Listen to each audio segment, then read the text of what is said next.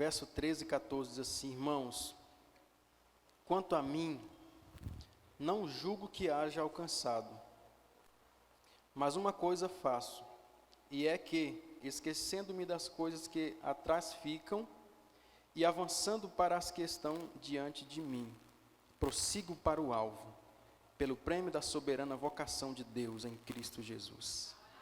Que texto poderoso, né? Portanto, ele diz, eu prossigo para o alvo, pelo prêmio da soberana vocação de Deus que está em Cristo Jesus. Falar em prêmio, eu falava com alguém aqui esses dias, não recordo com quem. A palavra fala em prêmio, né? Tem muito essa palavra, prêmio, galardão. Eu digo uma coisa para vocês, irmãos. Uma vez que no céu a nossa herança é Deus, o que importa que prêmio que vamos ter depois disso? Você parou para pensar nisso? Vou ter um galardão no céu. O que me importa com um galardão no céu?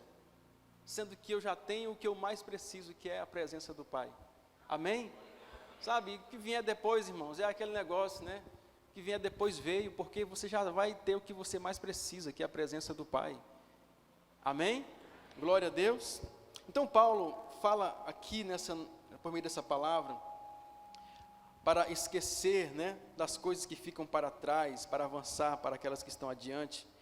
Então primeiro ele diz, porque nós precisamos esquecer o nosso passado, deixar o nosso passado para trás, porque é impossível você não soltar o seu passado e você permanecer andando para frente, para o futuro de Deus, para a sua vida, se você está segurando no seu passado. Jesus disse que ninguém que lança a mão do arado e olha para trás é apto para o reino do céu. Todos nós que colocamos a nossa mão no arado, nós precisamos olhar para frente, porque o arado anda para frente, o Senhor anda para frente, a obra anda para frente, nós precisamos andar para frente, porque o nosso Deus é um Deus de futuro certo, de uma eternidade que nos aguarda, nos espera.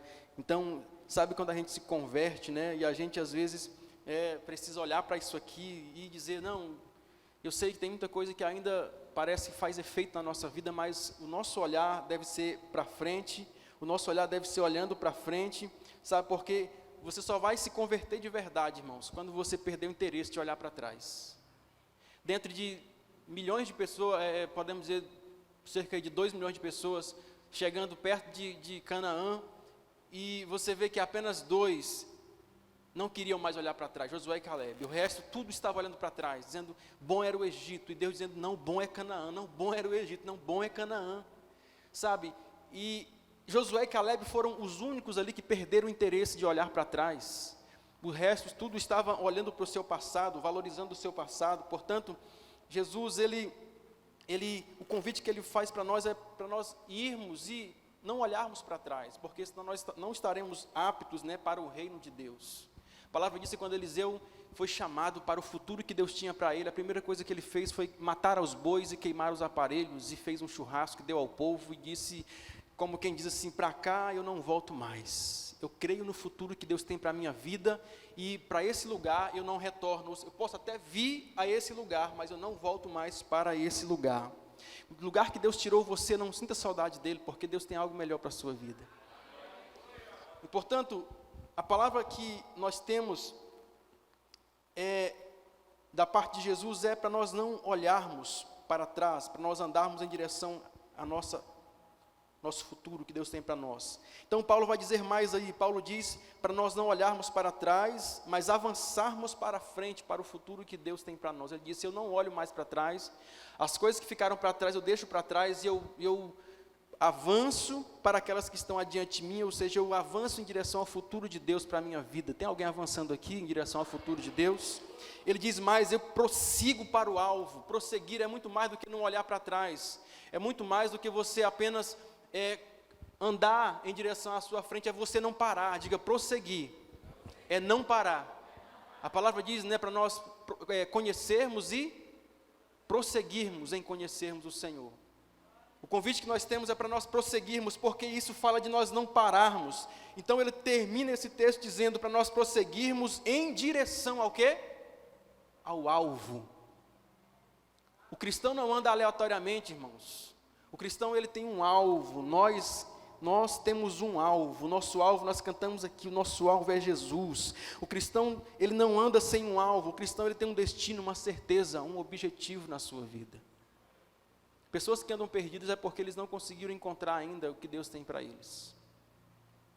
Sabe, eu olho para essa palavra aqui de Paulo, e todas as vezes que nós nos sentirmos, sabe, desanimados, olha para isso aqui, irmãos. Uma coisa eu faço, eu não sei, eu não alcancei ainda o que eu queria alcançar, mas uma coisa eu faço, ou seja, eu abro mão daquilo que ficou para trás e eu avanço para aquelas coisas que estão adiante de mim, ou seja, para aquilo que eu ainda vou conquistar. Eu avanço para conquistar o prêmio da soberana vocação de Deus em Cristo Jesus. Portanto, a definição da palavra fé, lá em Hebreus, diz o seguinte: a fé é a certeza das coisas que se... Não, fala por favor, vamos juntos, irmãos. A fé é a certeza das coisas que se esperam. Portanto, a palavra fé, a definição para a palavra fé, na verdade, fala de futuro, irmãos. Por quê? A fé é a certeza das coisas que eu estou esperando. Portanto, a fé fala daquilo que você está aguardando chegar sobre a sua vida. A fé fala daquilo que você está esperando sobre a sua vida, vir sobre a sua vida. Portanto, a fé é algo certo. A fé é algo que você aguarda, como alguém que aguarda a hora do ônibus na rodoviária, que você sabe que vai passar o ônibus. Eu lembro como se fosse hoje, o dia que eu tive uma experiência muito, muito maravilhosa com Deus, foi quando Deus nos deu a graça de nós recebermos praticamente um presente lá em Pedro Afonso, que foi o lote onde hoje é a nossa casa ali. E eu lembro que eu fiz uma campanha na igreja e depois daquela campanha eu fiquei assim, sabe, irmãos, quando você fica aguardando com uma certeza de que alguma coisa vai acontecer, você só não sabe o que é. E eu fiquei assim naquela semana inteira, eu fui para a igreja, eu orava, fora de horário de culto, eu ia lá, orava, digo: Deus, eu sei que o Senhor vai fazer alguma coisa. Dentro de uma semana, Deus nos deu a resposta com aquela bênção que nós precisávamos naquele momento. Portanto, essas coisas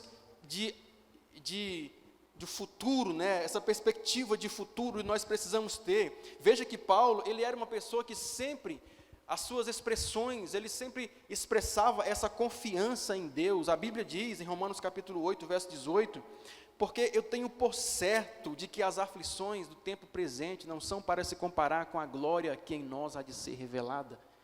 Ele disse, eu acho que talvez, ele disse, eu tenho por certo de que as aflições desse tempo presente não são para se comparar com a glória que em nós há de ser revelada. Ele diz também, no versículo 38 do mesmo capítulo, ele diz: eu estou bem certo de que nem a morte, nem a vida, nem anjos, nem principado, nem as coisas do presente, nem do porvir, nem a altura e nem a profundidade, nada poderá nos separar do amor de Deus que está em Cristo Jesus, nosso Senhor. Ele disse que está certo, ele diz assim, olha, eu estou bem certo. A palavra diz em Filipenses capítulo 1, verso 6, um texto muito maravilhoso, onde Paulo diz o seguinte: eu estou plenamente certo de que aquele que começou a boa obra, ele é fiel para completar na sua vida. Você percebe que Paulo está expressando uma convicção, irmãos, que nós precisamos ter. Declarações de futuro que Paulo faz aqui, é que a esperança do seu coração não estava baseada no que ele estava vendo nos jornais, mas naquilo que Deus havia liberado sobre a vida dele. No dia que Paulo teve um encontro com Deus, a palavra diz que Paulo teve uma vida intensa, chegou ao ponto de uma certa vez, a palavra diz que ele ter sido arrebatado em espírito, e ele viu, sabe, ele foi levado ao terceiro céu e ele viu coisas, ouviu palavras inefáveis, segundo suas palavras. Ele disse que coisas que não é lícito contar aos homens. Ou seja, Paulo, ele teve uma experiência profunda com Deus, e ele tinha essa convicção de fé, de futuro, de certeza, que nós precisamos ter. Porque por mais que a sua vida seja um desastre aqui, ainda assim, se você for crente, servo de Deus, você vai ter uma certeza de que mesmo que a sua vida acabe aqui, o seu futuro ainda assim será glorioso, porque será um encontro maravilhoso com o Senhor. Por mais que alguma coisa aqui dê errado e você até parta daqui, mas você precisa entender que o nosso futuro, ele sempre, a nossa expectativa deve ser essa, de um futuro glorioso que nos aguarda. Portanto, veja que as afirmações de Paulo são sabe, sempre expressando fé no seu futuro, convicção, expectativa em um futuro glorioso. Veja que havia no coração dele uma certeza, e ele esperava por aquilo que ele falava. Quantos estão esperando ainda, irmãos? Eu sei que Deus tem falado muita coisa com você. A questão é, nós permanecemos aguardando isso? Nós permanecemos num lugar que Deus designou para nós? Quando Paulo diz, eu estou bem certo de que nem a morte, nem a vida, nem as coisas do presente ou do porvir, está falando de quê? Do futuro. Ou seja, a gente às vezes está aqui hoje e você diz assim, não, é assim, mas quem sabe amanhã, né? Não, irmãos. Paulo diz o seguinte, olha, eu sei que as coisas, nem a morte, nem a vida, nem anjo, nem principado, nem as coisas do presente, nem do porvir, nada poderá nos separar do amor de Deus. Estou convicto disso. Portanto, Paulo tinha essa certeza no seu coração. Essa declaração que Paulo fala aqui é que nada poderá separar de Deus e do seu amor, nem mesmo as coisas do futuro. E é perigoso falar essas coisas, né? Quando você afirma coisas com relação ao futuro. Mas Paulo fala aqui do amor de Deus. Ele faz essa afirmação, essa declaração, porque ele compreende que o amor de Deus é algo que, independentemente de ser hoje ou amanhã, ele permanecerá a mesma coisa por mim e por você. Quantas vezes você vê pessoas desistindo da fé, por quê? Porque diz, não, Deus não me ama mais, Deus não tem mais, sabe, aquele cuidado comigo, eu não sinto mais que eu sou amado por Deus. Isso é mentira do diabo na sua cabeça. Deus permanece a mesma pessoa, quem mudou foi você. Portanto, é você que deve mudar e voltar a ser a pessoa que você era. Glória a Deus. A palavra diz, e eu gosto muito dessas palavras, Salmo 23 diz o seguinte, ainda que eu andasse pelo vale da sombra da morte, eu não temerei mal nenhum. Ainda que. Está falando de quê? Ainda que possa acontecer. Abacuque diz, ainda que a figueira não floresça, nem haja fruto na videira, o produto da oliveira minta e no curral não haja gado, os campos não produzam mantimento, todavia eu me alegrarei no Senhor e exultarei no Deus da minha salvação. Salmo 46 diz, ainda que ainda que a terra se transporte para o meio dos mares, ainda que os montes se abalam, ainda que as águas se tumultuem e espumem a sua fúria, os montes estremeçam, há um rio cujas correntes alegram a cidade de Deus, Deus está no meio dela, jamais será abalada. Você percebe que essas palavras na verdade aqui, esses textos na verdade está falando de algo hipotético, algo que pode acontecer, não é algo que está acontecendo. É como se você está vivendo a sua vida hoje do bom e do melhor, está saudável, sua família está bem, está tudo bem na sua vida, e você fala assim, mas ainda que não esteja assim, todavia amanhã eu me alegrarei no Senhor. Ainda que eu andasse pelo vale da sombra da morte, amanhã todavia eu confiarei no Senhor. Ainda que tudo dê errado, tudo saia do lugar, eu creio que Deus está no controle de todas as coisas e que a nossa vida jamais será abalada. Afirmações que eles estão fazendo aqui em relação ao futuro, como quem diz, ainda que amanhã eu, veja alguma coisa dar errado, ainda que amanhã a catástrofe venha, ainda que amanhã a fome venha, ainda que amanhã as coisas saiam do lugar, mas eu ainda assim declaro que a minha alegria está no Senhor, e eu me alegrarei no Deus da minha salvação. São convicções que nós precisamos gerar dentro de nós, afirmações que precisamos liberar sobre a nossa vida, para que o nosso coração possa crer nisso. Sermos convencidos disso, porque a vida, irmãos, como diz o filósofo Jean, é boa, mas dá um trabalho. Ou seja, nem tudo, em todo o tempo, estará bem. Existem aqueles momentos que às vezes nós vamos viver sim, as agonias da vida, as adversidades da vida.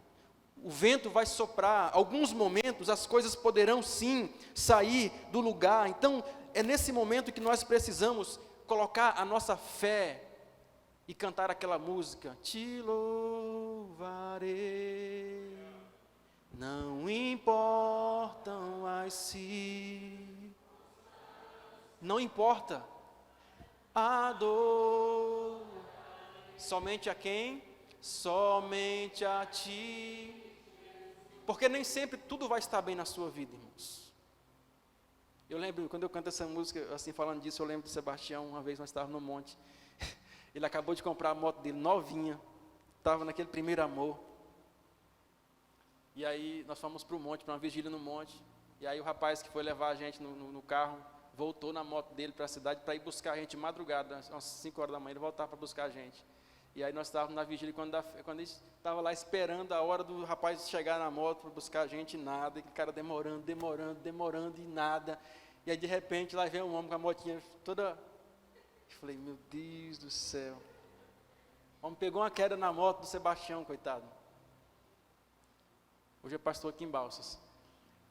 E eu só vi ele assim, sabe? Fechou os olhos, começou ficava cantando essa música. Te louvarei. Falei, oh, Jesus. É nessas horas que nós precisamos cantar, irmãos. Cantar sobre o nosso futuro, porque é nessa hora que o diabo fica sem saber o que fazer com você. Porque ele tenta, sabe, algo para dizer assim, agora eu desanimo ele. Agora ele fica em depressão. Agora ela cai. E você começa a cantar e dizer, te louvarei. Não importam as circunstâncias.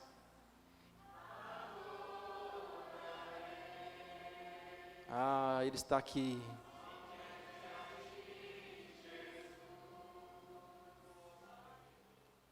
Você já imaginou a alegria de Deus quando vê um filho fazendo isso, irmãos?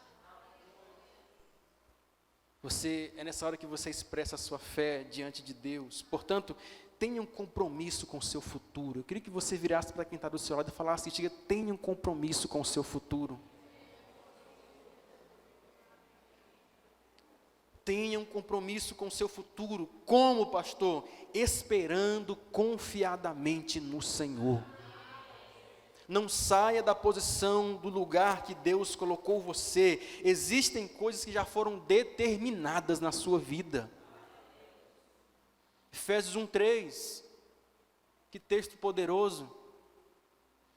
Diz que Deus já nos abençoou com toda sorte de bênçãos espirituais nas regiões celestiais.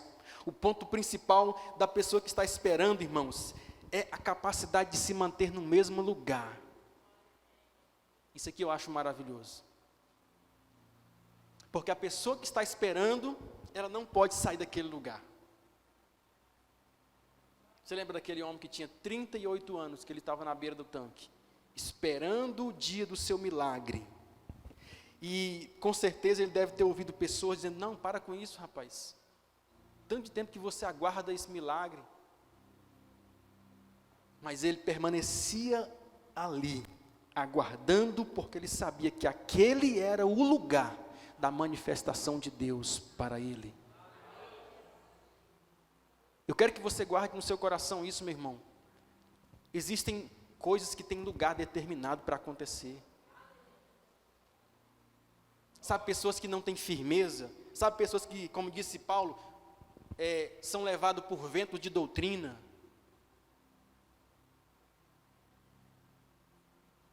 Pessoas que, onde tem movimento, ele está. Queridos, entenda uma coisa. Existem situações na sua vida, existem coisas que foram determinadas na eternidade para você.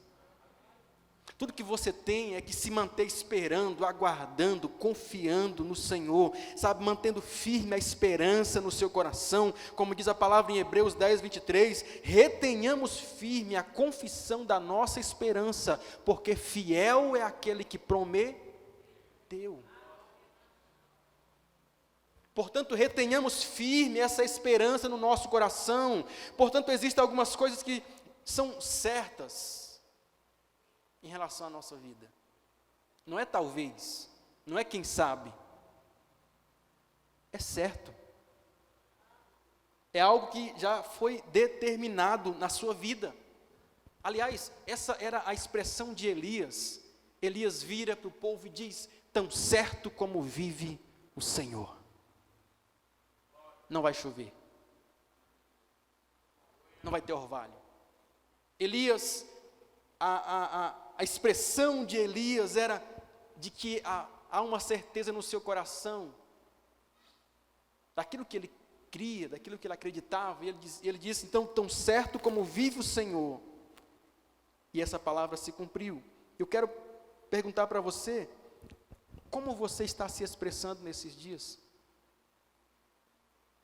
Qual foi a expressão de Elias? Tão certo como vive o Senhor. Vamos juntos? 1, 2, 3 e... tão certo como vive o Senhor. Como que você tem se expressado? Ah, não. Realmente. Realmente não tem jeito. São expressões que não devem estar na nossa boca, irmãos. Quando o inimigo tenta desanimar a nossa fé, sabe, quais são as tuas afirmações de futuro? Quais são as tuas declarações de futuro sobre a sua vida? O que você tem declarado, afirmado sobre a sua vida? Afirmar quer dizer tornar firme. O que você tem feito de afirmação sobre a sua vida? O que você tem feito de afirmação sobre o seu casamento, sobre a sua família, sobre a sua casa? Então, nós precisamos liberar palavras proféticas sobre a nossa vida. Liberar palavras proféticas contra as nossas impossibilidades. Porque todos nós temos as nossas impossibilidades. Então, nós temos falado aqui nesses dias, essa série de mensagens sobre o futuro de Deus para nós. Nós temos falado aqui sobre a perspectiva de futuro, do futuro de Deus para a nossa vida. Mas eu quero dizer para você nessa noite, que o futuro de Deus para você, ele não envolve somente essa vida aqui. O futuro de Deus para a sua vida não envolve apenas a sua vida aqui na terra. O futuro de Deus para você envolve também a sua vida na eternidade. Pastor, eternidade não é futuro, eternidade é outra coisa. Não, você pode ver que até Deus conta o tempo, mesmo lá na eternidade Ele conta o tempo com anos, dias, meses. Você lembra da volta de Jesus? A palavra diz que vai haver 7 anos da igreja lá no céu, já na eternidade, mas contando como tempo. Então, Jesus tem um plano de futuro para cada um de nós aqui, mas não envolve apenas a sua vida aqui, irmãos. Ele disse, aquele que alargar qualquer coisa por causa de mim, receberá aqui 100 vezes tanto, e por fim a vida eterna. Eis que eu vou preparar-vos um lugar, e quando estiver preparado, voltarei, para que vocês estejam aonde eu estou. Ou seja, há um plano de Deus a respeito da nossa vida, que envolve muito mais do que apenas a nossa vida aqui. O homem que não tem uma perspectiva da eternidade, também não terá futuro. Vou dizer novamente, o homem que não tem uma perspectiva da eternidade, como o seu futuro, também não tem futuro. Porque que segurança você tem no seu futuro se ele se baseia apenas aqui, nessa vida? Ou que futuro há para quem não tem o céu como destino? Quantos já tem a sua passagem comprada? Aliás, ganhada, né? Você ganhou ela. Portanto, a palavra diz aqui, queridos, Jesus, ele disse àquele homem que estava ao lado dele, crucificado na cruz, ele disse, hoje mesmo estarás comigo no paraíso. Aquele homem tinha futuro, irmãos? Sim ou não? Aquele homem tinha futuro, irmãos? Aqui não, mas lá ele tinha. É disso que se trata a nossa vida. Mesmo que ela acabe aqui, o seu futuro permanece com Deus na glória, na vida eterna. Pois foi exatamente isso que Paulo disse no capítulo 15, verso 19, da primeira carta aos Coríntios, quando ele diz: se esperamos em Cristo, somente para essa vida, somos os mais miseráveis de todos os homens. Se nós aguardamos em Cristo, se a nossa esperança de futuro em Deus, ela está apenas baseada nessa vida, sabe aqueles cultos de me dê isso que eu dou aquilo para você, que você tem visto muitas igrejas praticando esse tomar da cá com Deus, sabe, as fotos de campanhas, as palavras, é só mostrando para você que Deus quer te abençoar aqui, que Deus quer te prosperar aqui, que Deus quer te dar um carro bom aqui, que Deus quer te dar uma casa boa aqui, que Deus quer te abençoar aqui e aqui, tudo é aqui. Será que é tudo aqui mesmo, irmãos? Porque aqui a palavra diz que é 70, 80, quando passa disso é enfado e canseira. O que Deus tem para você de verdade está guardado na eternidade. Porque a Bíblia diz que aquilo que o olho não viu, o ouvido não ouviu e jamais você pensou no seu coração, é o que Deus tem preparado para aqueles que amam a sua presença, que amam o Senhor. Portanto, o futuro de Deus para mim, para você, não se restringe apenas a essa vida, porque os planos de Deus para ti e para mim vão para além dessa vida, vão para a eternidade. Nós precisamos então esperar em Cristo nessa vida, sim, mas também para outra vida. Você precisa esperar em Cristo, mas também precisa esperar por Cristo. Ele está voltando.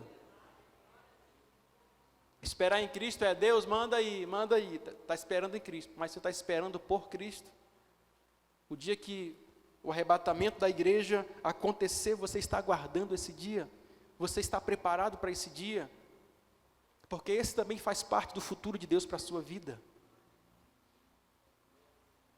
O futuro de Deus não se restringe apenas a essa existência, a essa vida. Portanto, nós precisamos olhar para essa palavra, meu irmão, e eu quero terminar aqui fazendo você pensar algo. Porque na época da rainha Esther,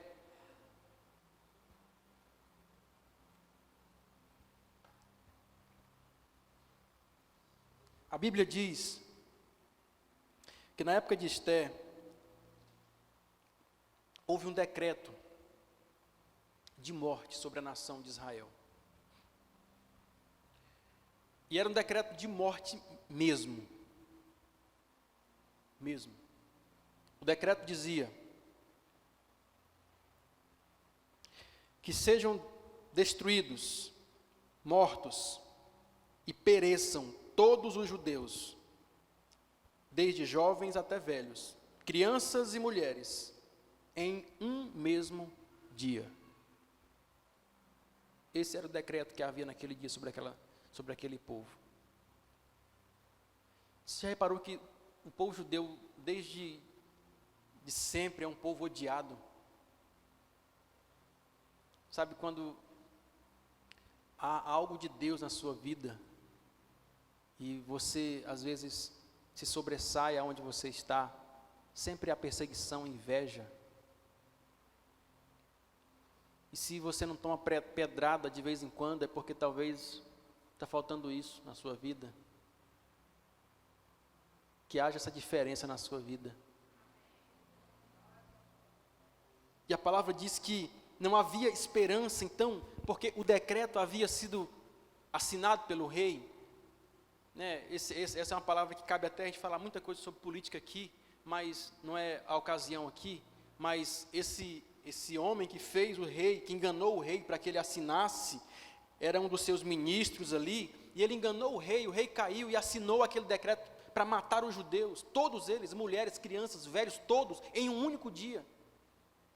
Então, Esté, por graça de Deus, ela foi diante do rei, e ela, por providência divina, ela foi usada por Deus para que o povo tivesse uma chance de lutar pelo seu futuro. Então o rei emite um novo decreto, dando ao povo liberdade de se defender contra os soldados. Imagina, 2 decretos, um dizendo para os soldados matar o povo, e o outro falando para o povo se defender dos soldados.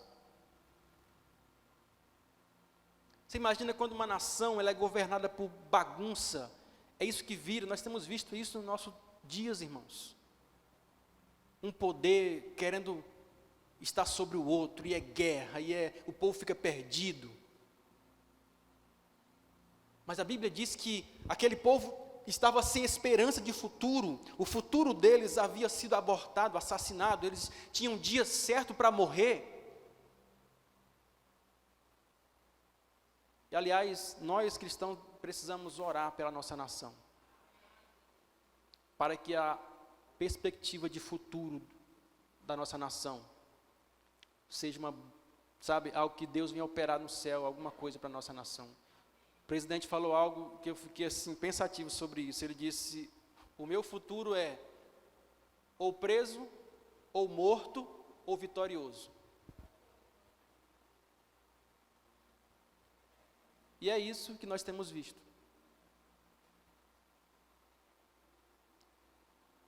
Queridos, há uma guerra espiritual acontecendo no Brasil.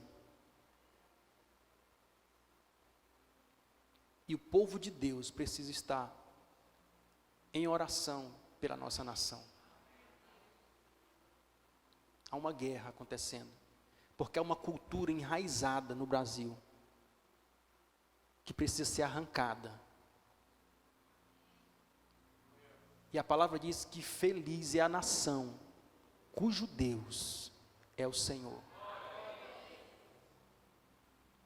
E eu creio que são dias que Deus está fazendo grandes coisas, mas nós, como povo de Deus, precisamos nos levantar e contribuir com isso, por meio das nossas orações, nosso clamor.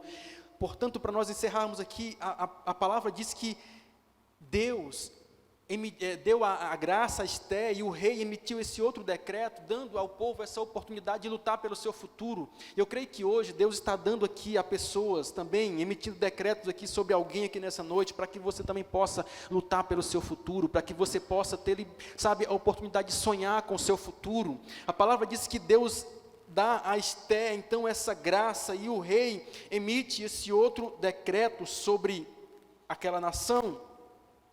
Então, o povo, no dia que era para eles morrerem, Deus deu graça ao povo, que eles se assenhoraram, ou eles destruíram aqueles que foram tentar matá-los. Eu acho tão interessante, porque no meio de tudo isso, quando termina tudo isso, a palavra diz que, ao findar de tudo, aquele homem que era odiado ali, porque era servo de Deus, que era o tio de Esté, ele foi erguido para a posição de ministro, para a posição de governo. E um decreto e uma carta que ele mandou para os judeus, dizia para os judeus comemorar o dia que seria o dia de morte, o dia que seria o dia de destruição deles, se transformaria em um dia de festa para aquele povo. Quantos creem que Deus está soprando sobre o Brasil essa mudança, essa transformação? O dia que era para ser de derrota, o dia que era para ser de fracasso, de morte, Deus estará convertendo sobre a nossa nação em alegria, em festa, em gozo, em bonança. E o inimigo será envergonhado. Então, a palavra diz, irmãos, que era um dia que era para ser um dia de morte, e Deus muda em vida. É um dia que era para ser um dia de destruição, e Deus muda em um dia de festa. Então, eu creio que hoje é um dia que Deus está, emitindo um decreto sobre a sua vida. Porque tem pessoas que de repente tem alguém que está aqui nessa noite, que estava com seu futuro anulado, ou que não cria mais no futuro de Deus. Gente que às vezes tem laço de morte na sua vida, laço de destruição na sua família. Parece que seu casamento há uma perseguição para não dar certo. Parece que, sabe, o que você vai fazer, tentar empreender, tudo que você vai tentar fazer, parece que há uma amarra.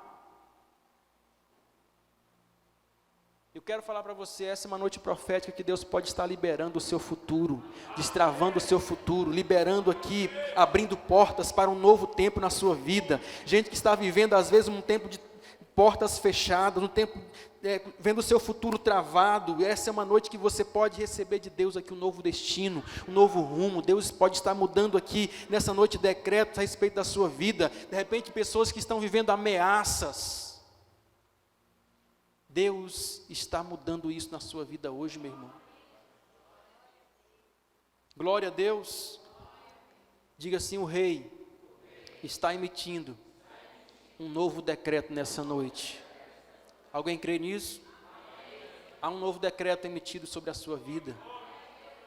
O diabo vem sim para matar, roubar e destruir, mas Jesus veio para dar vida e vida em abundância. Esse é o decreto de Deus sobre a sua vida, é vida e vida em abundância. Então, em nome de Jesus, Deus hoje está liberando o futuro de alguém aqui, que está travado, que está bloqueado, sabe, pessoas que não tinham mais esperança em algo. Deus está liberando o seu futuro hoje aqui, mulher. Deus está liberando o seu futuro hoje aqui, homem. O seu casamento, a sua família, os seus filhos, os seus sonhos. Deus pode estar hoje fazendo algo que você não está nem imaginando. Porque a fé é o quê? É a certeza daquilo que você espera. Tenha um compromisso com o seu futuro, repito isso. Deus disse que seria, pois se mantenha ali aguardando, esperando. Não saia dali, tenha um compromisso de aguardar a promessa de Deus a respeito de você, da sua vida. Portanto, eu quero hoje terminar dizendo para você isso. Em nome de Jesus, Deus está mudando decretos sobre a sua vida, liberando o seu futuro. Porque muitas vezes nós começamos a crer em pregações do diabo e começamos a mudar de rumo. Deus disse: ei, volta aqui, permaneça, porque eu estou liberando o seu futuro para você entrar nele. Fica onde eu estou dizendo para você, porque é isso que Deus tem para a sua vida. Alguém crê? Aquilo que parecia impossível, aquilo que parecia não ter saída, aquilo que parecia ser minha morte, mas Jesus mudou minha sorte. Sou um milagre. Quantos são milagre aí?